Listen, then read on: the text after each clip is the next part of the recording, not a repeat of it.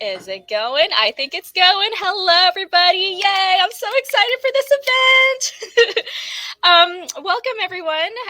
My name is Kai. I'm a bookseller here at Mysterious Galaxy. And today we are celebrating the release of Lev A.C. Rosen's book, Lion's Legacy. Round of applause. Okay. And I hope everyone can hear me. Can everybody hear me okay? Yes. I hope so. All right. You guys want to say a quick hello, Lev and Capetta Hi. and Cory? Hi. Hello, everybody. Okay, great. Awesome.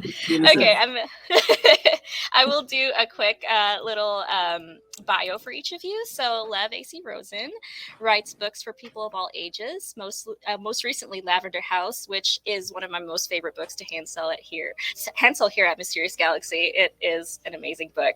And Lavender House and his prior novel Camp have held the title of Best Book of the Year from several well-known sources of literary media.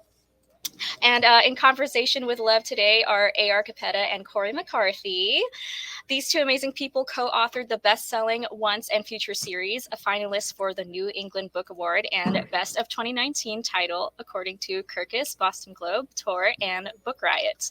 They are also acclaimed authors of over a dozen solo titles, and I'm so excited to say it's Much Ado About Nothing. I really love Shakespeare, and specifically that one, so it's I'm really excited to have these three amazing authors here today for Mysterious Galaxy. Some pre-event reminders. We wanted to extend a special thank you to Lev Rosen for signing book plates for us and having cute little postcards. I forgot to ask if you had like a little sample for us, if you have it. Not on me. They're in the other room. So that's okay. That's okay.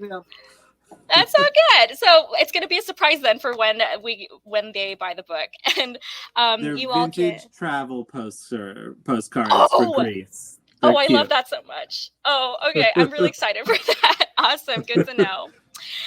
So yeah, you guys can buy the book in the link below. It's in a shiny green box that reads "Buy Lion's Legacy" and signed book plates here. And a kind reminder that your purchase of books through Mysterious Galaxy helps us as an indie bookstore to keep doing wonderful events such as this. And so, everybody will be doing a Q&A around the 30-minute mark. So 40-minute mark. So make sure to submit all your questions to the Ask a Question tab below.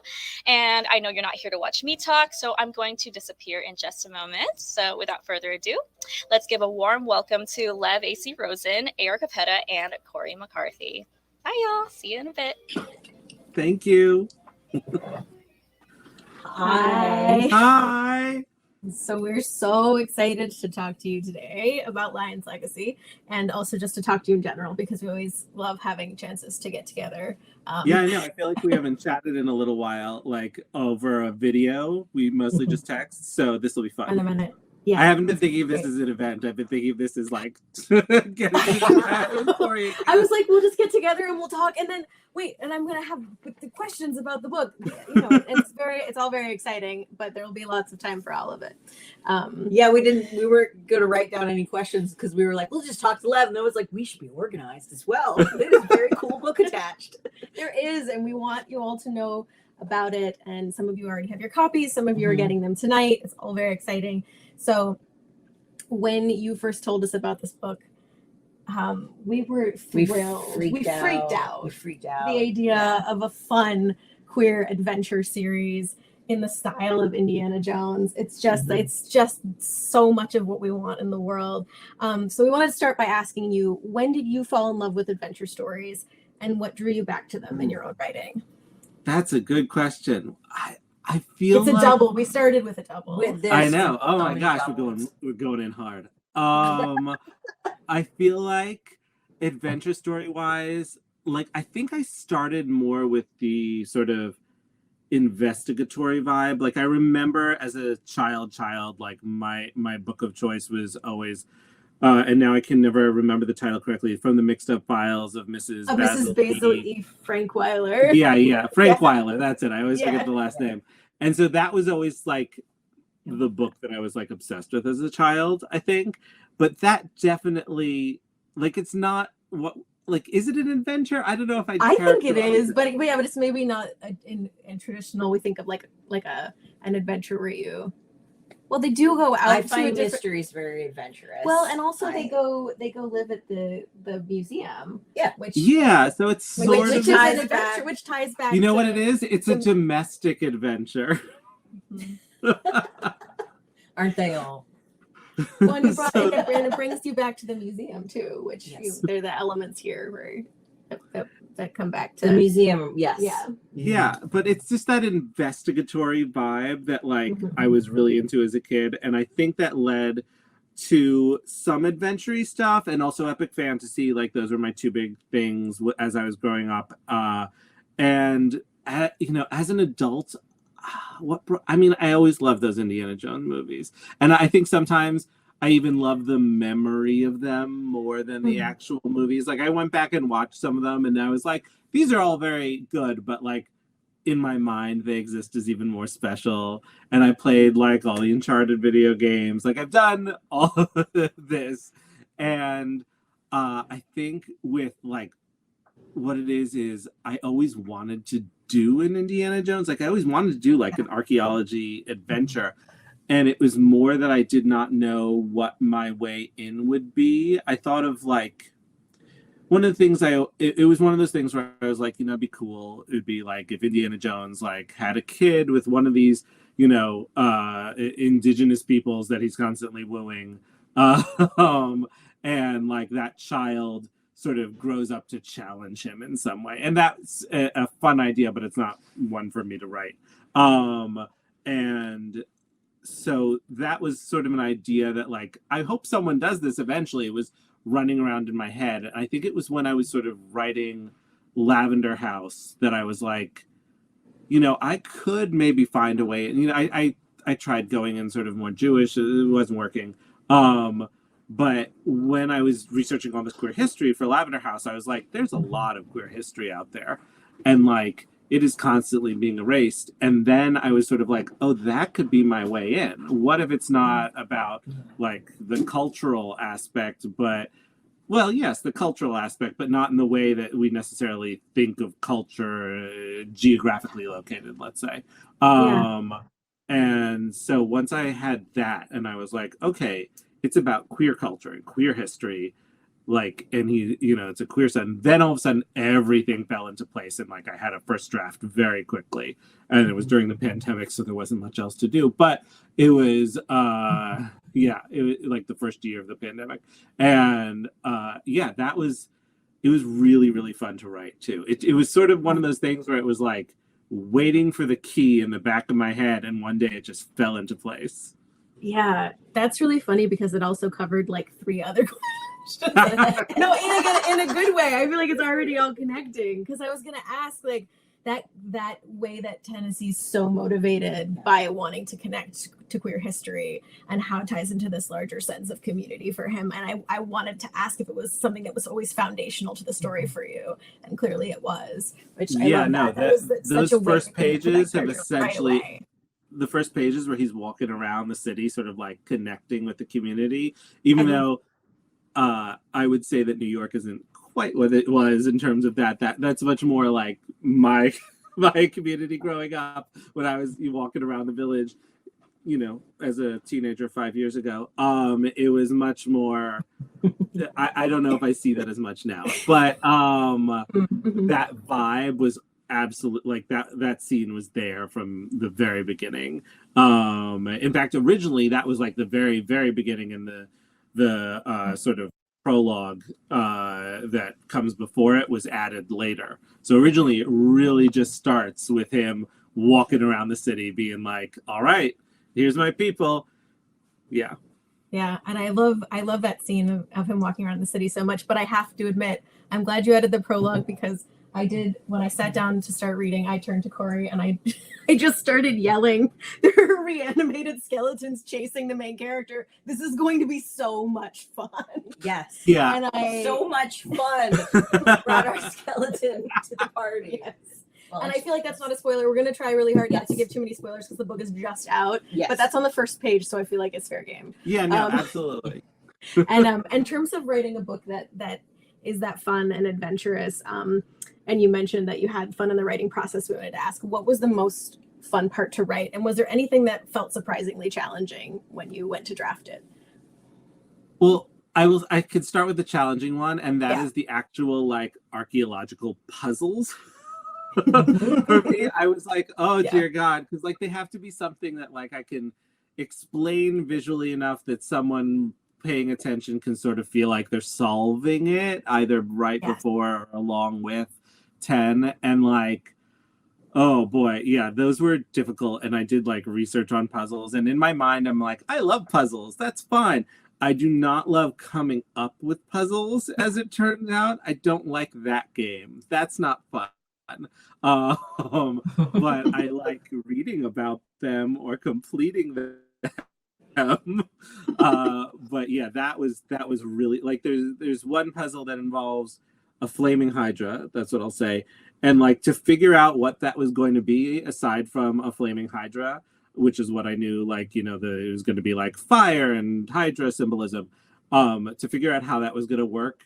And in the end, it's like a pretty sort of, it's a puzzle we've seen before. It's just, I described it sort of so that you don't recognize it, but it took me a real long time to figure that out.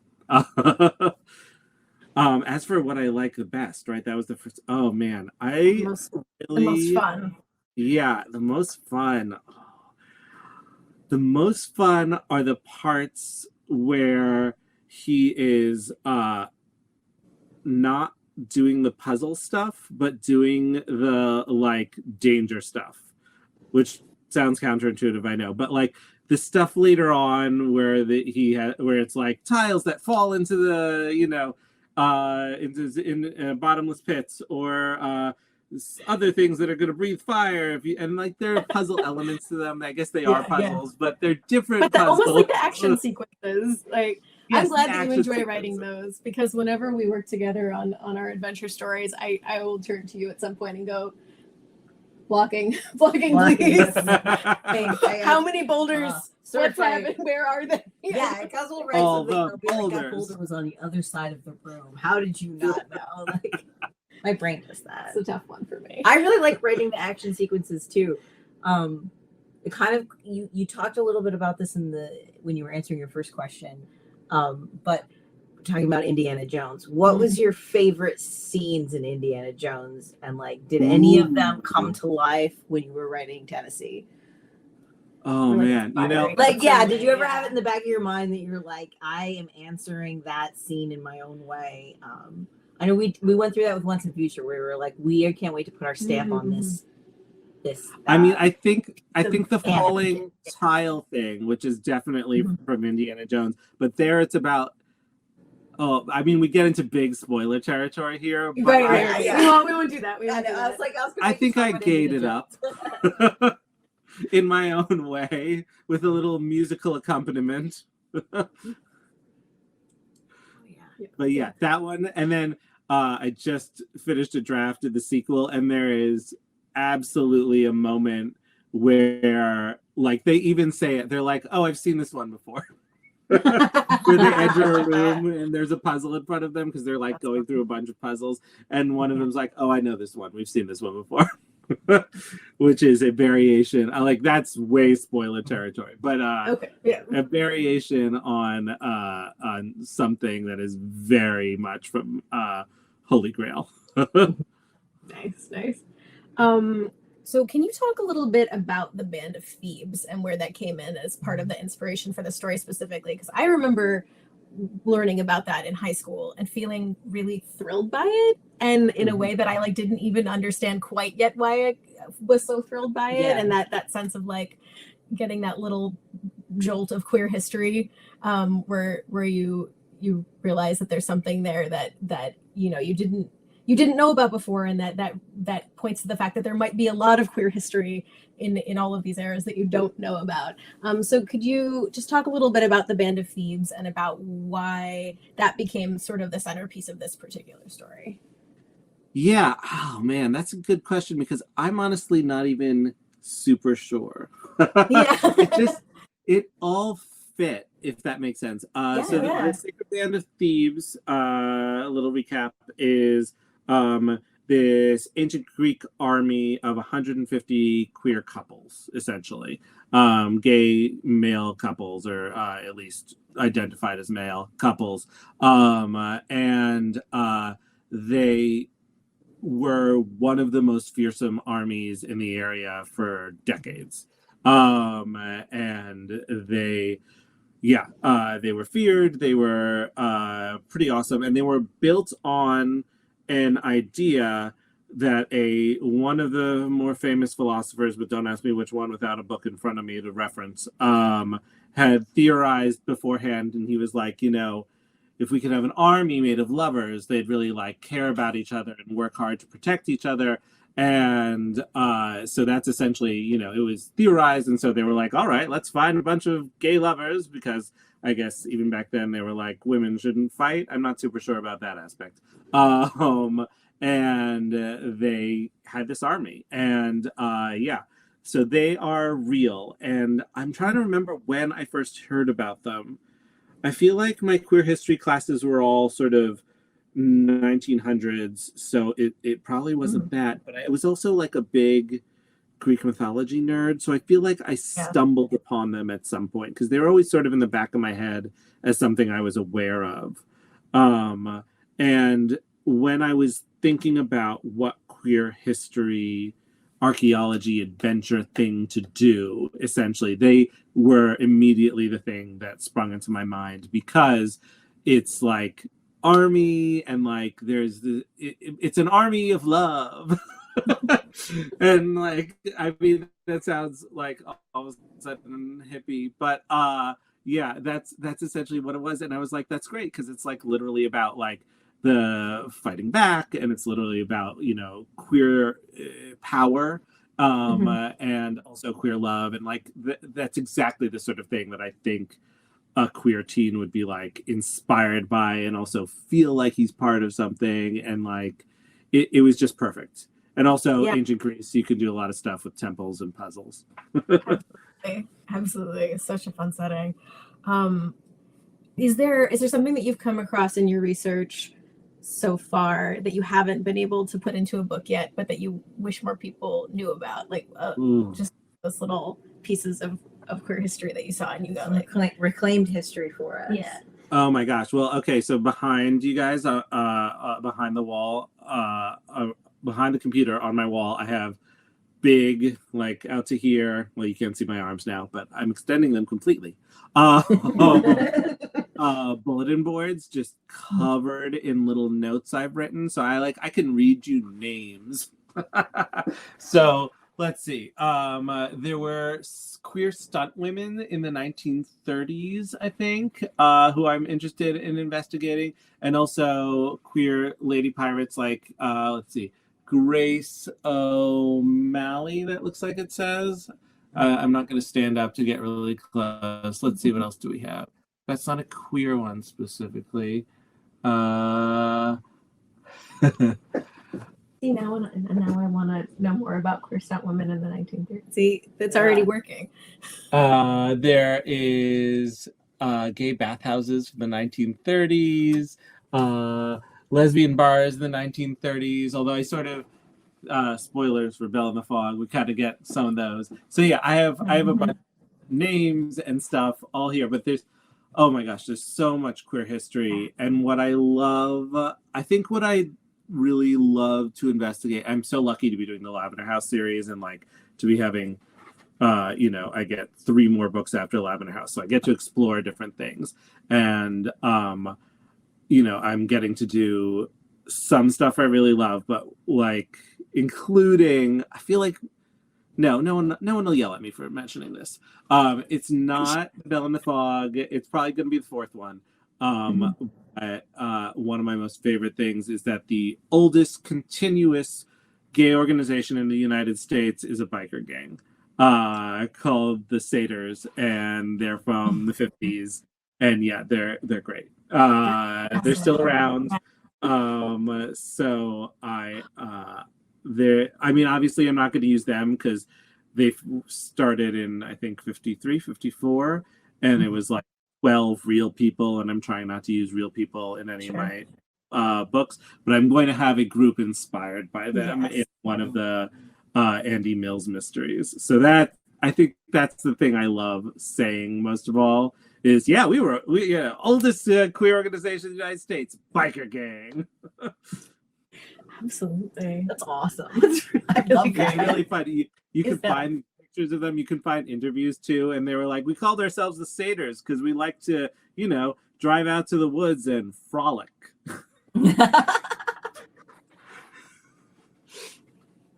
Yeah. Yeah, they're great. I don't know if we should be talking about that for this. Enjoy my young adult book. Well, we were curious about, like, is the research process for the Andy Mills mysteries, for the Lavender House series, is that very different? Vandermeer's is that very different from the way you write, like, research Lion's Legacy? Like, do you go through a similar process, or do you? Yeah, no. I mean, on some level, it's not in that, like, I buy books by people who are smarter than me, but it very much is because Lion's Legacy is contemporary and it's about someone else looking at the history, and because I am also openly sort of futzing with stuff, and so, like, and I have it in the back of Lion's Legacy. I have a note being like, hey, the Band of Thieves was real, the rings were not. And that's kind of my rule that I've been thinking about going forward, is like, the queer history should be real, the artifact should be made up, and that way I can attach whatever magical powers I want to it, if any.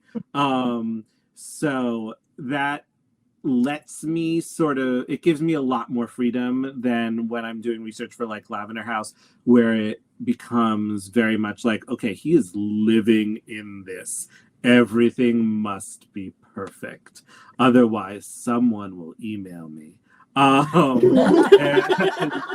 mean, someone's going to email me anyway. Someone's going to complain about something, and I'm going to get stuff wrong. I am almost positive I got something wrong in Lavender House, which I realized doing research for the third one. And it's not a big deal, and hopefully no one will call me out on it, but no one has yet. I really want to make that history feel present and alive in front of you. But with Lion's Legacy and the sequel to that I just finished writing, it's much more like, all right, I can do whatever I want. I could futz with this, I could futz with that, because it's about someone else experiencing it and, like, doing the research. So it's a lot. It's honestly a lot easier to do the Lion's Legacy stuff. It's not nearly as hard as the puzzles. Puzzles sound really hard to write. Actually, I'm thinking I've never had to write a puzzle. That's really challenging, actually. I feel I like just steal from video. the mystery you wrote was kind of a puzzle. Yeah, no, you're right, and that was really hard. It took a long time to unlock the pieces of that. Yeah, there was a lot of plot graphs. And now I'm thinking about, I'm gonna like reveal at this point that I'm a huge Indiana Jones nerd, with the fact that I played an Indiana Jones, like, PC game back in the 90s. Nice. I don't know if anyone, it is an official, like, it was Indiana Jones and the Fate of Atlantis. I don't know if anybody here knows about that. No, I don't know. And the puzzles were so good. Everyone our age. I'm just so now Please let me know what you remember of the puzzles. You can just quietly repurpose, because I think I might be the only person left. I'm gonna upcycle those puzzles. Who waxes nostalgic about them at this point. You should do that. So we're also curious, in terms of talking about the many different books that you have, and the ways that they sort of relate to each other and are different in terms of your craft. So in November you have Emmett coming out, which is a retelling of Jane Austen's Emma. I'm so excited about that. And how has it been different to do a retelling versus a story like Lion's Legacy that's so much based in a certain genre, with you're playing with the tropes, and that people have certain, like, fun expectations around genre expectations. Yeah, exactly. I mean, I think like something that's really a retelling. Yeah, I think it's similar. I mean, so Emmett, contemporary retelling of Jane Austen's Emma, but, like, gay dude. And I think, like, all of my books out this year sort of play with history in different ways, which is really exciting for me. You know, living in history, literally digging up history, or repurposing history and making it queer. And they're all like, you know, queer and history. And that is so, like, I love that. I love that I have a theme, at least for this year. But what's fun about Emmett, besides, and like the reason I wanted to do it, honestly, was just, you think about that Jane Austen quote about how she was gonna, you know, I'm gonna write someone no one likes but me. And I was like, I want to do that. I'm gonna do that. I might as well do it. I really wanted to write someone insufferable, just insufferable. I love him to death, but he is insufferable.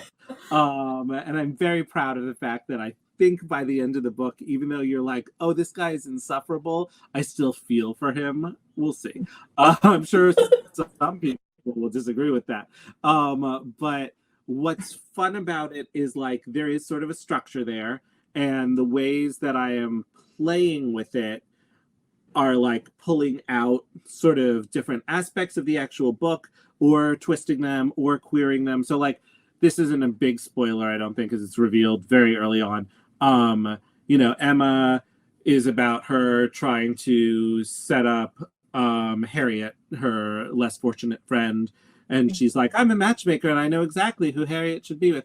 And Emmett is trying to set up Harrison, his friend with benefits, who is catching feelings for him, and Emmett does not want that, so he's going to find him a boyfriend.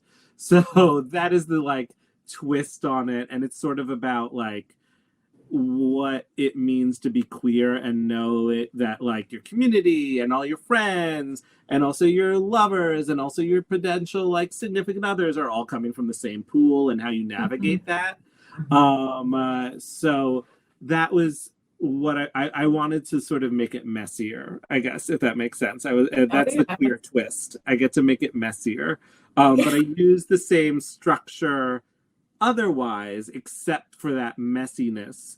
And then I get to do like little things like, I don't know if you've read Emma recently, but like, it's a book that goes on a while, and there are sections that could be cut, I think. I hope someone's going to email me about that. So like, there's a whole section in the middle where they're like obsessed with like riddles. And no more puzzles. Like, it's just like, yeah, no, it's riddles for many pages, and it doesn't really do much. But her dad is constantly going around saying, I remember one about a fair but frozen maid, and like he keeps going, a fair but frozen maid, trying to remember the rest of the riddle. And so I put an ice cream truck in Emmett named Fair but Frozen Maid. Like, so it's just like weird little things like that. Those are beautiful things. It's just plucking little stuff and getting to have a lot of fun. Really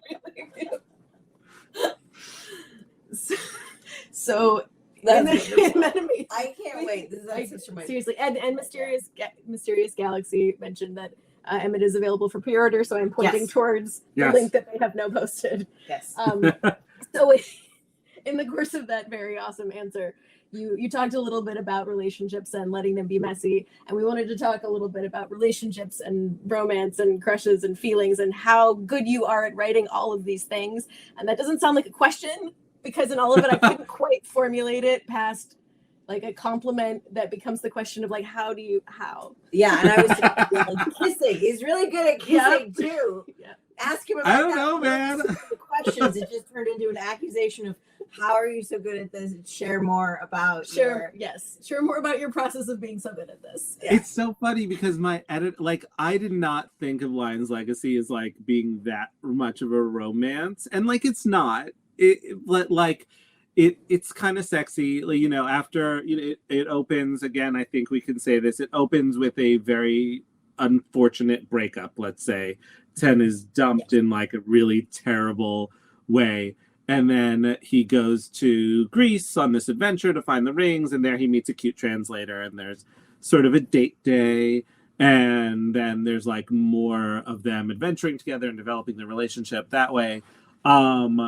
And you know, I didn't think of that as being a particularly strong component. To me, it was much more of a like, well, you know, like Indiana Jones, he's got to have like one in every port. And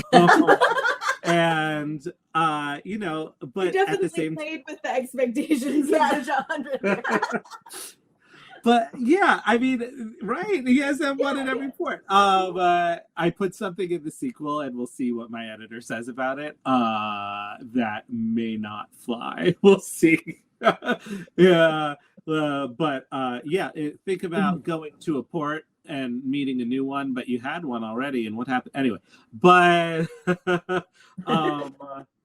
again, you can let it be messy. I think that's part of it, though, that you let the relationships feel honest and messy and queer in a way that feels so it gets realistic. To queer Mamma Mia, and then we're okay. Yeah, circles and like what I realized when I was writing Leo, the translator, and like their moment together, and like the fact that they were gonna screw, is that you know, even though 10 had sort of early on, he talks about his boyfriend and how he's the first one and how he sort of welcomed him into the queer community, and you know, for a kid who has essentially been flying around the world for many years and hadn't had a stable place, his ex sort of brought him in. And so this new guy was going to be like, you know, his first guy after the first one, you know, the second guy he sleeps with, second guy he like, you know, feels a connection with.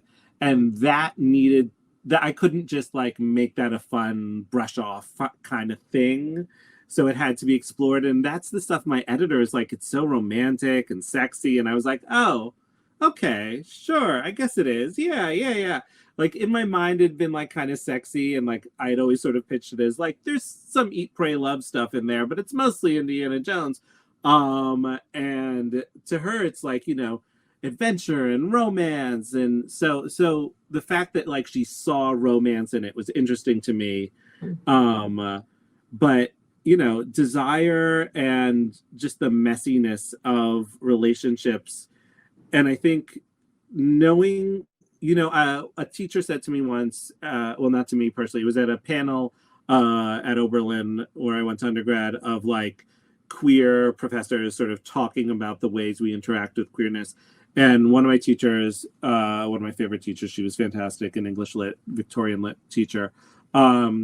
She said, you know, one of the great things about being queer is that we get to remove ourselves completely from this heteronormative dynamic. And that means we are free to shape relationships and our views on relationships in any way we choose. So, you know, it's a sort of, you know, we break out of the shell and then we get to decide what everything looks like. And that is what I think is so great about writing queer relationships, because you get to be like, you know, yes, you have to engage with heteronormativity most of the time, at least if you're writing contemporary, because like, how do you step away from this world that we live in? But your characters can also just sort of be like, that's not for me. I get to figure out what this relationship is in this moment. And I think that teenagers today, in many places, even straight ones, get to do this now, because we have sort of broken a lot of molds in terms of what, you know, a traditional relationship looks like. And we are all figuring out that we get to make things whatever we want. Yeah. And that's what we feel like we see reflected in the YA books that you write. And that's why it's so exciting. And that's But if you're asking me how, I don't know. I just keep that in mind that I write. Well, there's a freshness to your romance that feels real. It doesn't feel like it's built on heteronormative rules. And sometimes that is happening these days. And I'm like, no, that queer relationships stand differently and uniquely. Which is so you're funny. You're amazing at that. Thank you. But like, I've been married to the same man for a decade. All right. So we have a couple quick questions. We're doing a lightning round. Then we have, and then we have people starting to ask. Yes. Yeah, so get your questions in. While we're doing this little bit, get your questions into the question box, and then we will start those. I'm going to drink water so I can go fast. Yes. Rich. There will be no penalties if you answer slowly. We're not very good taskmasters. No. We're just here to have fun. We're just here to have a good time. All right. So 5 quick questions. Does Lion's Legacy have a writing soundtrack or a theme song for you? I listen to all ABBA all the time, and it's important in the book too. So Yes. it makes sense. Yeah. All ABBA all the time. Great. What is your favorite scene in all of the Indiana Jones movies? Did we cover this already? Yeah, we kind of did it. I mean, yeah, I love. Well, we covered like the favorite puzzle thing. My favorite scene. Oh man, there's so many. Do you have a scene that you quote? No, I'm not. I'm not someone who often quotes movies at people, but I think that it's cute when people do. But I'm always terrified that someone won't get the reference, and then I'll just be standing there. But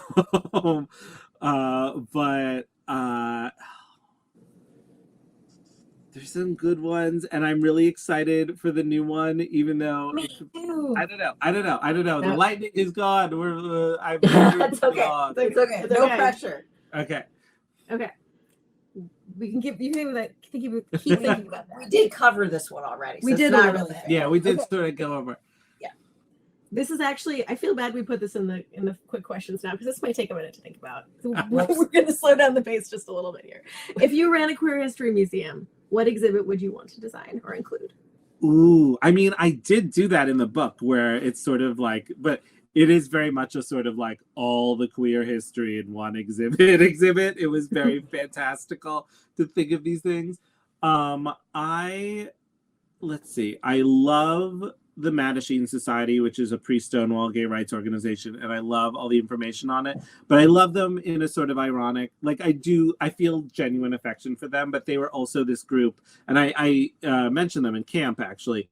They were this group that like really felt that the best way to obtain queer rights was to be as heteronormative as possible, and so they would like train butch women to walk in heels and stuff like that. And I think they're just the cutest things. And I mean that in like a very affectionate, deeply condescending way, in that like they genuinely thought this would do anything.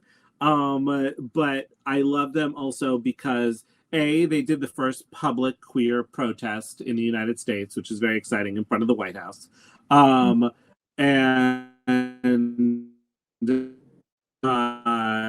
they just were, yeah. I feel a lot of affection for them. But San Francisco Stonewall, they call it. There was a large drag ball organized by some queer rights organizations and many faith organizations in San Francisco.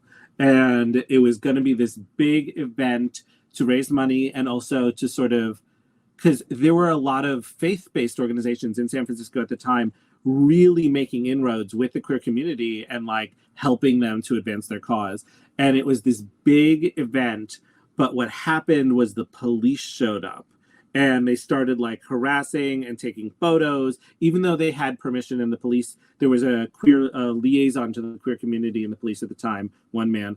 And, they had sort of set it up. I think, or maybe his position came into existence after this. I'm not remembering correctly, but it's a really fascinating sort of turning point because it's like, it's not just, part of it is like the glamour of like all these like people showing up in costume and drag, like advancing on the ball and being harassed. And like, there's something very powerful in that image. But also the fact that amongst those drag queens were priests and they were also being harassed. And there's something really fantastic there happening. And like, I told my editor for Lavender House a while ago, even though it starts in 52 and we are not doing like, next book is 53, then 54. So we're not even talking about 13 books. It'd be more than that. I was like, I think it would end in 65. So, that's going to be like 20, 25 bucks. I don't know. I don't see her going for that, but we'll see. I feel like that's a selling point. I would love to see a whole exhibit on that. That'd be amazing. Yeah. That sounds amazing. That's awesome. Awesome. Yeah. All right. Next question. Oh, if there's a Tennessee Russo movie or TV show, who would you want to see play the role of Tennessee Russo? Oh, I don't know. That one's hard because teenagers grow up so fast. They do. We can say It's that true. it's not based on any current like you could say young so and so. It's just Yeah. for our brain. Ooh, that's good. I mean, I'd want someone queer. I will. You know what? Mhm. I will say this. Before we all knew how deeply evil AI was, maybe some of you know, I didn't know. Before I knew, I am a flawed human who learns things slowly. Someone asked me when they were talking about the cover, what would Tennessee look like? And I used one of those programs that combines celebrities' faces. And the two celebrities I used were a younger Harrison Ford and Lisa Edelstein, because that's how I pictured his mom. And it gave me something really good. And it gave me something that looked a little like Logan Lerman, who is not gay, but is Jewish. And he's too old now, I think, because he's like he must be 30 by now. But like, that's physically that's the vibe. So maybe young gay Logan Lerman. I'm sure he's out there somewhere. Got it. I love it. Yes. All right. Awesome. If you were wearing one of the rings of the Band of Thebes for a day, as they're written in your story, what would you do with that power? Oh my God. Well, I mean, first of all, spoilers, but I mean, it's interesting because, all right, are we talking before or after the events in the book of in Lion's Legacy? Because potentially you'd pick up some knowledge based on who has worn the rings, because all the Right. It's hard because to like take it out of context. It is hard to take this out. I I mean, got too excited. I got excited to ask this question, and now it's just going to No, it's a really good question, but it gets deep into spoiler territory. We do. Yes. But we got all the way to the last question before we really knocked on that door. That's I'm true. proud of us because usually we just talk. Yeah. And I just spit things out. I think I'd like enter an archery competition. I think that'd be fun. Yeah. Because I can't really do archery, but like with the ring on, I could, and that'd be fun. You would absolutely kill an archery competition with the ring. Just take the whole Ren Fair and just all the prizes. But I think it would also really be fun to wander around like a queer neighborhood and just be like literally feeling it. That'd be cool. That'd be cool with the rings on. Yeah. And obviously I'd give my husband one. And then, you know, we'd see if we got divorced afterwards.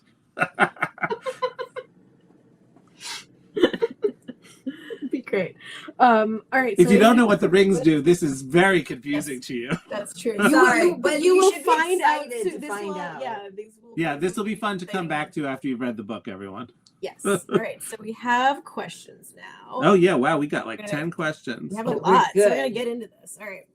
How do you approach combining different genres? This is a bit of a long question, so I'll read it a little bit. I'm reading along, so. Yes, one of my favorite things about Lavender House was the mix of 50s detective noir, Agatha Christie country house mystery, and queer history.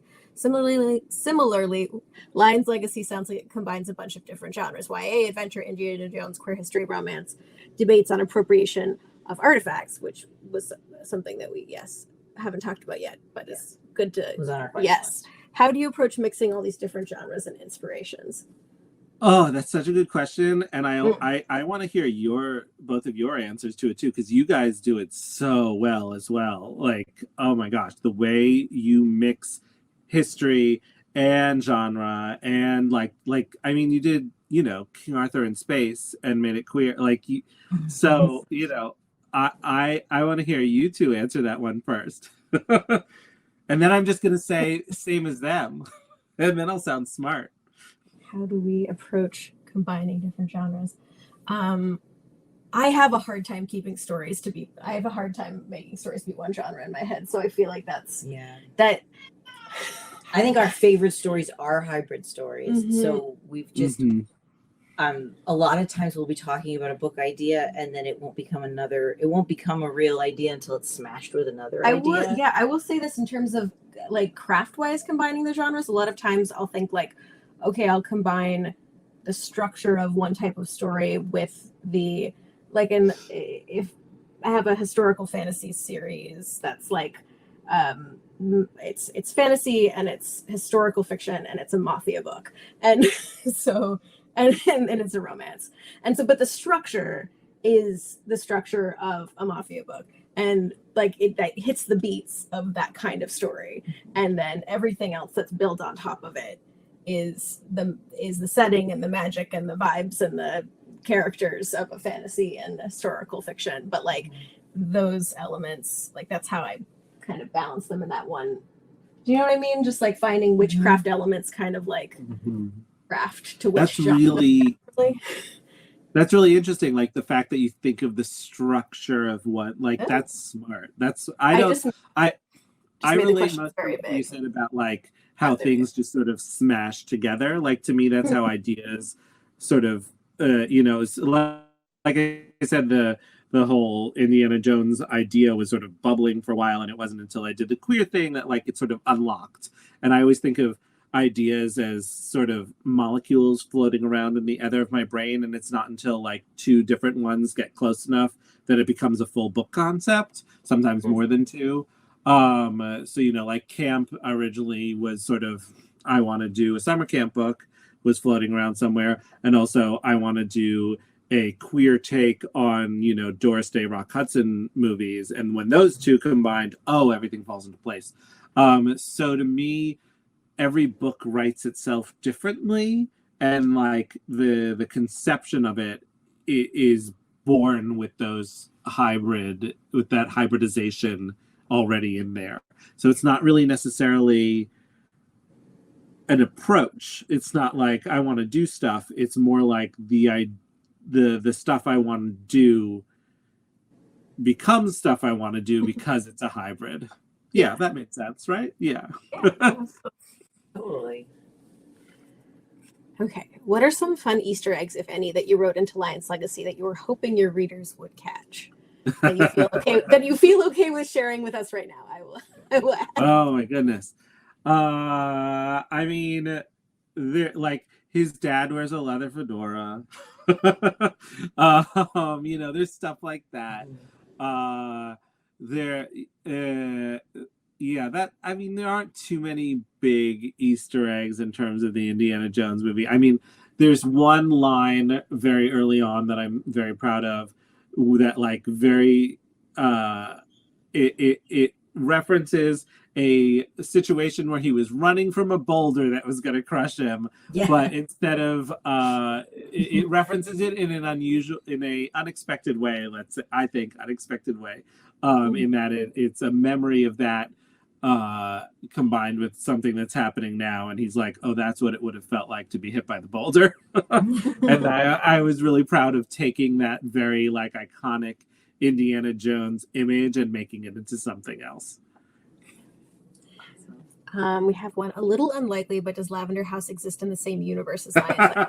Do you see everything as being in the same, like Rosen? No, there is no crossover. Yeah, no universal Leviverse. Right. I'm gonna jump around just a little bit. Are you going to do more Austen retellings or other classics? Do you have anything that you really like want to retell that still jumps out at you? Maybe. I love Wilkie Collins passionately, and I'd love to do something with a Wilkie Collins.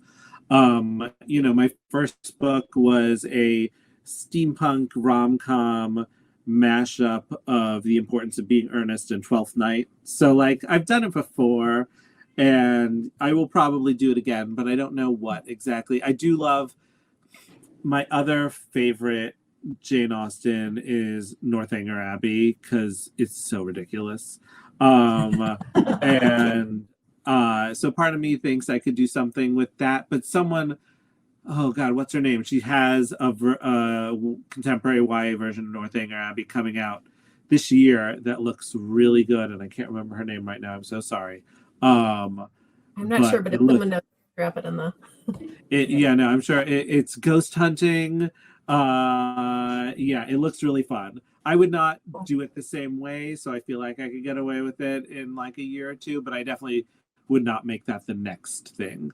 There are other like genres I want to approach. I have a book out on submission right now that is a take on essentially it's a take on Perfumery, which was the Czech play that became The Shop Around the Corner, that became You've Got Mail, that became She Loves Me. So that's sort of like two people who hate each other in real life and don't know they're writing letters to each other. I have something on submission that's sort of a take on that. The next question was about if there were any other genres you wanted to work. Oh my God, all of them. All of them. All of them. Oh, I read everything, I write everything, and so I want to write everything, and one day I will. Every book will be mine. See, you're getting the Leviverse. What's happening? What's happening right now? You're all on the ground floor. Did you have any other name ideas for Tenny? Why did you decide on Tennessee versus all others? Was that just there from the start? Did you? Yeah, I mean, I knew I wanted it to be a state name to like play on Indiana. But I didn't want it to be like another situation where like it's the dog's nickname and so one of those things. So I wanted it to be a real name, and that means I had to have like a reason for someone to name their child after a state, and Tennessee Williams. So essentially he at one point gives his explanation in the book is like, my mom's a big Tennessee Williams fan, and based on mom's character that fits really well. Yes, definitely. What was your process in finding Tenny's voice and personality? Ooh, I wasn't quite sure who he was right away. I knew, my editor said something interesting to me at one point. She said, what I love about Tennessee is that he doesn't change over the course of the book. Which sounds like bad writing, but I promise it isn't. It's rather that he like makes other people change. That's important. But like he stays steadfast in his belief in like uncovering queer history and the fact that it is queer history. And that to me was the driving force. And so it became sort of about someone who thought like that and was like just super confident. And I'm very good at writing very confident teenagers because to me they usually make the worst decisions. But I knew that I had done variations on confident voices before, and so Tennessee's confidence needed to come from a place that felt a little more academic, and thinking like that made him a little more nervous in some sense. And that's where his like lists came from, in that like, oh, this is someone who like knows what he's going to do, but like he has to plan, he has to think, he's analytical. Oh, so if he's in a situation, he's going to list all his alternative, all his possible actions, and then he's going to choose one right then and there. Or he's going to do something off the list completely, but that's more of a conceit. That's more of a writerly conceit, because in real life that would just be on the list. So that voice came from the idea of sort of confidence, but a very nerdy confidence, I guess. A very analytical confidence. And once those lists were in there, and it was very much like, okay, here are my options, I'm going to pick one. Then I understood Tennessee, because he was someone who sees the options and then immediately picks ones. He does not mull, he does not stress. And that's his version of confidence, which was a different version. I remember seeing, and it wasn't the earliest draft, certainly, but I remember seeing the draft that you sent and liking those little analytical pieces so much that I think I asked you to do even more of them. I think I put more in after you asked me to. Yeah, I think I got one or two more in after that. Okay, so, and we've talked a lot about your different projects and your different genres and all these different things you're doing in YA and in adult. So someone asked, what is your process like? Do you jump between different projects or only work on one thing at a time? That's a great question. Yeah. I'm only drafting one project at a time because of the schedule, especially with like 3 books out this year. I am often editing one piece while I'm drafting another. But I'm only drafting one thing at a time because I like to figure out my focus and then do the thing. Like Tennessee. Oh, maybe that's where it came from. I like to look at my options, pick one, and do it. So that to me is the best way to sort of just get things done. I'm a big believer that the idea that good craft, good writing is more in the edit than the draft. And so the important thing is to finish the draft, because then you get to the real work of it. And the draft usually is a lot of fun. But the edits, I've learned at this point in my career to make the edits fun too. But yeah, so I work on one thing at a time. But in the meanwhile, I'm doing edits or copy edits from editors on other pieces. And I will also start pitches for other pieces. So I'll write, little one paragraph sort of like, here's what this book's going to be about. And then, I'll have those just whenever I think of them. Because once I have an idea, writing that like, half a page sort of, here's the idea, doesn't take me too long. So I'll just sit down and do it. And then I'll show them to my agent every now and then. And I'll be like, which one? Because I have a lot of ideas. And so she'll be like, here's the ones I'm interested in. And then I will begin while I'm drafting something else. So like right now I'm working on the third Lavender House, and I'm doing research for another book. And there's another couple out on submission. So, but those are just sort of a few chapters that I did after I finished the sequel to Lion's Legacy, before I started on the draft of the third Lavender House. So in that space, I was like, I could write a few chapters in an outline. That way we could have something on submission. So that's sort of how I do it. I will go like ideas whenever I think of them, draft a project while editing other things, and then I will do a pitch, and then I will draft the next one, etc. And God's willing, I will keep enough work in my life that I could keep doing that.